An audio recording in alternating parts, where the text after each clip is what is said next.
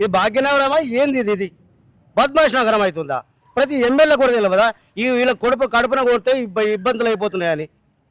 ఒకటి ప్రతి ఒక్కటి నిర్ణయం తీసుకుంటే ఎట్లా ఇది? మొన్నటిదాకానేమో ఆటోలకు బస్సులు పెట్టి ఇట్లా ఇబ్బంది చేసిండు. రెండవది ఈపోతు ఆటోలు ఎక్కిన వాళ్ళు బస్సు వస్తే వెళ్ళిపోయి ఎక్కుతున్నారు. మాకు ఏ విధంగా బాధ అనిపిస్తున్నది చెప్పండి. రేవంత్ రెడ్డి గారికి తెలియదా ఇది?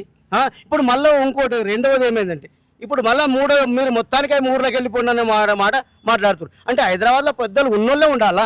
ఎవరు ఉండవద్దా? అన్ని కార్లే ఉండాలా? గరీబోడు అసలే బతుకోద్దా ఈ విధంగా? ఈ భాగ్యనగరమా ఏంది ఇది బద్మాష్ నగరం అవుతుందా?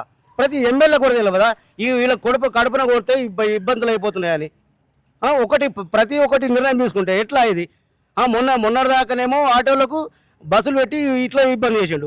రెండవది ఆటోలు ఎక్కిన వాళ్ళు బస్సు వస్తే వెళ్ళిపోయి ఎక్కుతున్నారు. మాకు ఏ విధంగా బాధ అనిపిస్తున్నది చెప్పండి. రేవంత్ రెడ్డి గారికి తెలియదా ఇది? ఇప్పుడు మళ్ళీ ఇంకోటి రెండవది ఏమైందంటే ఇప్పుడు మళ్ళీ మీరు మొత్తానికే ఊర్లోకి వెళ్ళిపోండి అనే మాట మాట్లాడుతున్నారు. అంటే హైదరాబాద్లో పెద్దలు ఉన్నోళ్ళే ఉండాలా? ఎవరు ఉండవద్దా? అన్ని కార్లే ఉండాలా? గరీబోడు అసలే బతుకోద్దా ఈ విధంగా?